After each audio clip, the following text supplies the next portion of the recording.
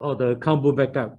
So actually, just now I forgot to mention one very important application for AutoCount accounting. Actually, I forgot about that. That application is very important, but of course, if you install with the setup, right, it will set up for you. That's why when I look at the setup, I didn't mention. But that if you manual setup on your system, right, after you set up with the system, you must install something called AutoCount server. Okay, if I go back to this where's this setup? Let me see here. You see, there's a program called, if you don't find this now, that's mean if you don't find this icon here, AutoCount server, can you see? Very small. Okay, if you don't find this, right, that means you need to install it. Actually, if you don't install, maybe you cannot even run the AutoCount accounting. So it's a key, it's a key that you must install. So that program should be somewhere here, and inside the installer, this in the accounting folder, you'll find AutoCount server setup. Okay, if you haven't find it, if you haven't find it that already installed, then that's where you can install it. Otherwise, when you run the account setup, it should be able to install together. So important thing is you must see green color. If you see as red color means it's not starting, or then you have to troubleshoot why it cannot start. So green color, right? This is your server port, and then this is your some setting now. This is a basic setting. This is when I double click it. But if you right click it, right? Okay, if you right click, right, you see there are more functions here. Okay, such as backup and restore setting, and also schedule backup setting. Okay, so I look at let's check the backup restore setting first. Okay, basically this setting, right, is to say is to control whether a client PC can do the backup or not. Okay, so if I want the workstation, one of the client PC to do the backup, right, then I have to tick this. Same as the restore. If I want to allow one of the workstation can do the restore from the client PC, I have to tick this. Otherwise, if for safe reason, maybe it's better that I don't tick if not necessary. Because there's another layer. Remember, another layer of control is where is the my access right here also can control, right? The user login. But this is another higher level. Hey, no, this should be the lower level of control, which controlled by the system. That means the whole thing is controlled by whether another from another system can do backup or not. Okay, another setting, this one is general. They just the compressed, where is your compressed application? And then how standard setting for this? Usually just choose normal. If you choose the best, right, you take longer. If you choose fast, it will be fast, but then end up is like not compressed, very big, the file. So usually you choose normal unless you know what you're doing, because if you use too high compression, right, sometimes become very sensitive. You become the backup file corrupt is higher. You know what I mean? The chance of the backup file become corrupt is very high. So usually use normal unless you got very fast PC or fast those are now not SSD, now it's called SME. That size one, you got very fast one, then it's okay. But if your hard disk not fast enough, better don't use this kind of compression. Okay, for the timeout, this is standard, all standard backup. Unless your backup file is very, very big, then sometimes we advise you to increase to the maximum 1 hour of the backup. Okay, else normally you just choose all the setting default can. Temporary folder usually, like I said, just now I mentioned about temporary folder where do manual restore, right? The temporary folder, usually I would prefer to choose a folder that I'm sure that I have control over it. So basically, these are just the backup restore setting. Once I've done already, what do I need to do? I need to do the schedule backup. Okay. Okay, schedule backup setting. Here, basically, I want to tell the system is when to do the backup, what time, and what time. Usually, it's what time. Better choose a time that you know that someone will shut down the computer. If someone shut down the computer, you will bypass the time. They end up there's no backup at all. So basically, here you can play around. I'm not going to show you. Or anything you can refer to the wiki document. You can set the time. You can set the frequency of the backup. So it's not difficult. It's just the decision. You need to know what to do. Okay. Okay, so that's the backup and restore, which is important. Okay. Next, there's one very useful setting, how I would say. I forgot to mention earlier is the default account. That's the setting under tools option. So you go to tools options here. We will be seeing this a lot, right? Under tools option, you go to GL. This default account by right is better after you maintain the chart of account, right? Just now we see the GL account maintenance. After we done that, we can also come here and take a look and maintain the default.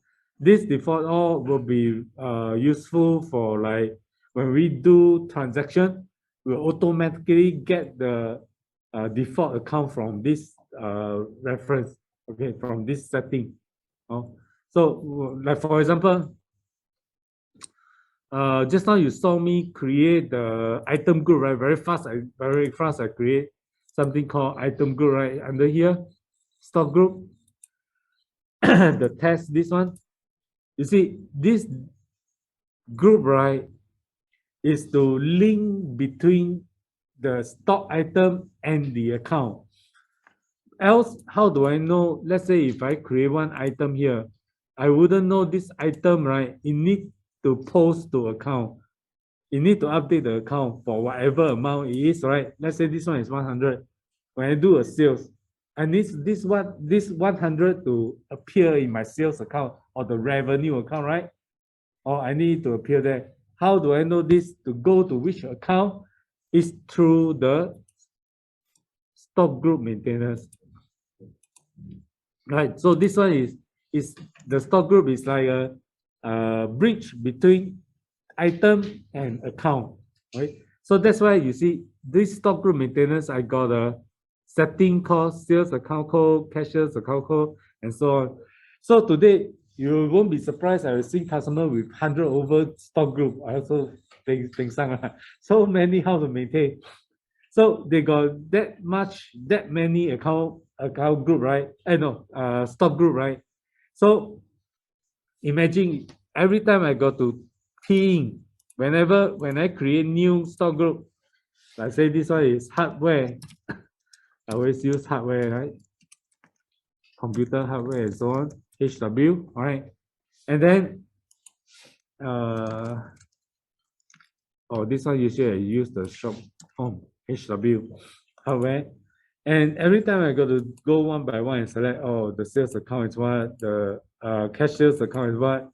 So it's very time very consuming, right? So what I do is I maintain the default account. Remember just now the tools option, the default account. If I go maintain there, then I can actually load from that default account. So I don't have to all the time load the same. But of course, if you say every time is different account, then every time I have to select. But if every time is the same, then actually I can load from the default account. Okay.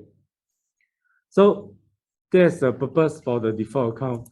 Default account also, beside the stock group maintenance, it use the default account. We got also other like forfeit account, and we got like AP control account. Okay, and then we got like 5 cent rounding. When you got 5 cent rounding, right? You want to post to which account? These are all the settings here. Oh, but for now, I won't set first. Later, if I need it, I come to set also can. But if you, I will come back and set if I need it. Okay. Now another is the GL posting. This setting, right? Mainly the whole most of the setting, I would say, will have different result in the description. I'm talking about the description. Will have different result in the general ledger report. Ledger means ledger report. You know what is ledger report? Okay, when you come to this, right, next time you will know how important that description is. You go to GL ledger report here. You got this account description here. You want to know, right? For this account, right, 3003, this account, I want to know the transaction date is one thing, but I also want to know this transaction is for what purpose. Why did I do this transaction, right? I need to know. Is by knowing what? First, I need to know the description, right? Because without the description, I wouldn't know this transaction, $1,100 go the usage. What is the usage? All right. So we need the description, but that's the very confusing part of it is the description is very important, but how do we want to post? Almost all the settings here. All right, almost I not say 100% here the setting are related to the ledger, but I would say 80 to 90% the setting here is related to the result or the description inside the ledger. Okay, I won't go there one by one. I will go when it comes, because if I go list by one by one, I trust me, you won't remember also. So when it come to time, I will show you the setting here. Okay, but I will just let you know there are two starting points. The setting here is important if you know what the setting is. One is the default account, another is the GL posting. Okay. So we have seen this for fiscal year. We have done the tax. Tariff code. Tariff code is something for like, I think, categorize our product. I think, am I right? Tariff code is to categorize our products, right? What kind of products under a specific code, right? So this code, right, that's where we create, and under tax here, tariff maintenance, then we create new. So here we key, if not mistaken, I think 6 digits or to 10, 6 to 10 digits. So here I key in the code here. Of course, the code you can find on the website now. I won't go into detail. So that's where you create. And later on, when you create the item, you can also define this item is under which tariff. Am I right? Yeah, I think right. Okay.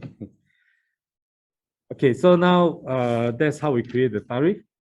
Now I'll show you the transaction. How do we create transaction? Cashbook entry and journal entry. How do we key in the transaction? Okay, very simple. We go to GL. Here we see under GL, right? There are only how many transactions? Mostly you can find, right, maintain and the reports. From here onwards are the reports.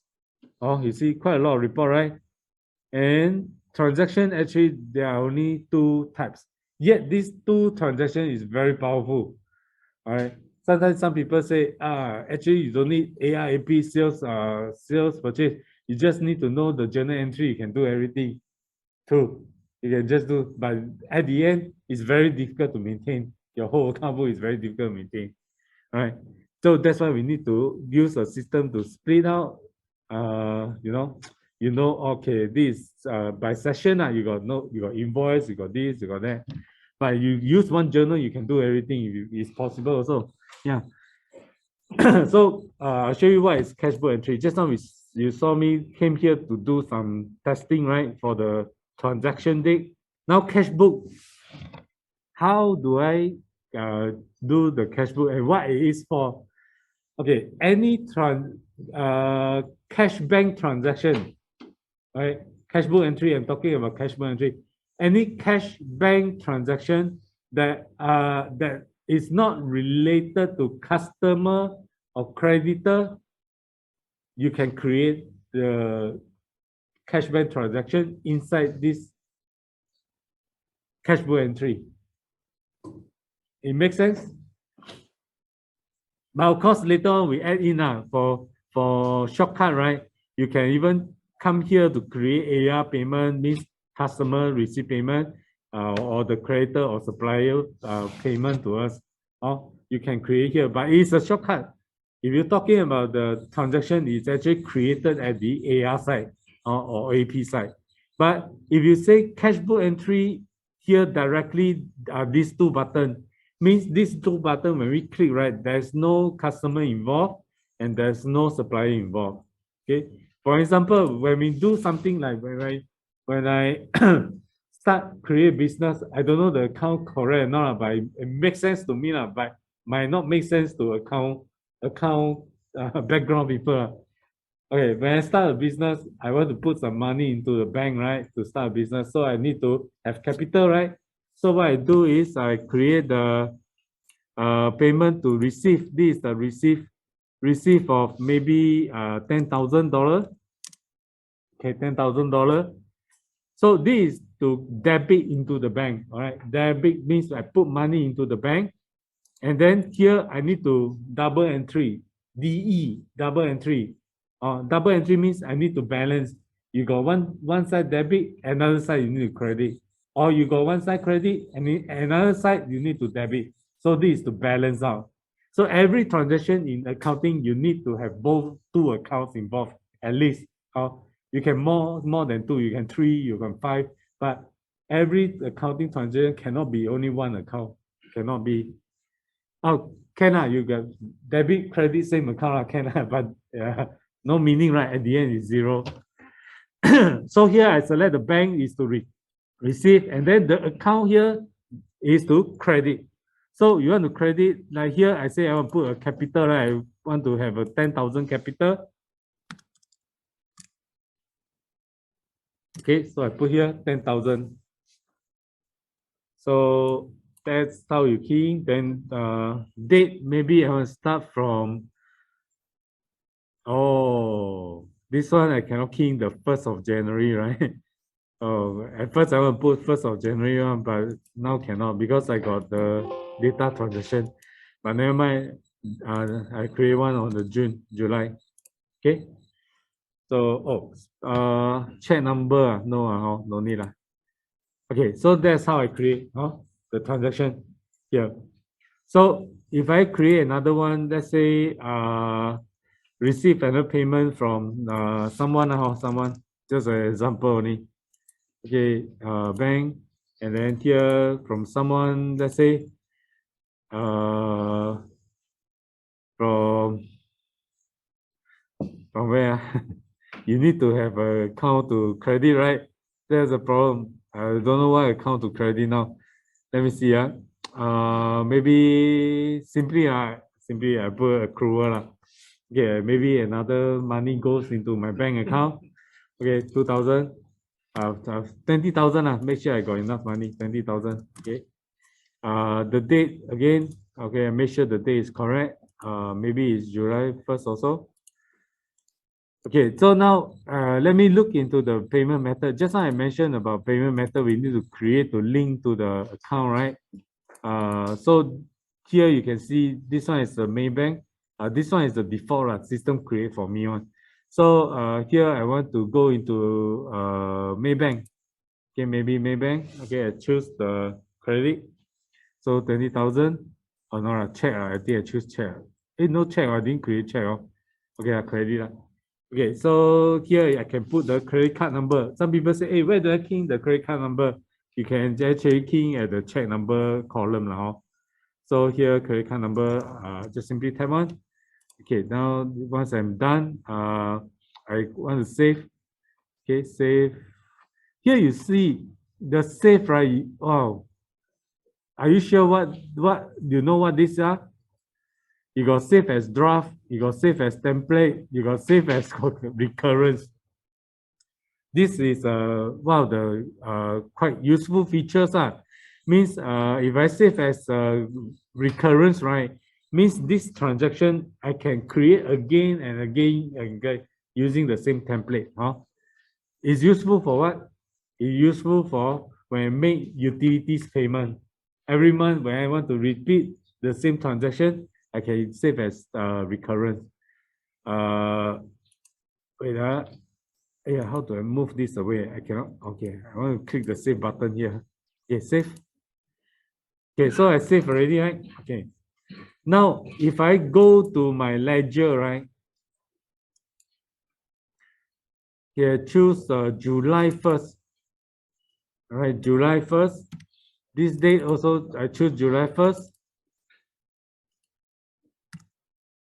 Then you can see my transaction appears here, right? So in this bank, right, cash at bank now, I got 10,000. And then my main bank, I got 20,000. And then where the money come from, you see this one is the debit, and then the credit is from where? One is from accrual, okay, and so on. And the ledger, right, if you want to drill into the application, you can just double click it. Okay, double click, you can drill in. Okay, zoom into the application, the transaction.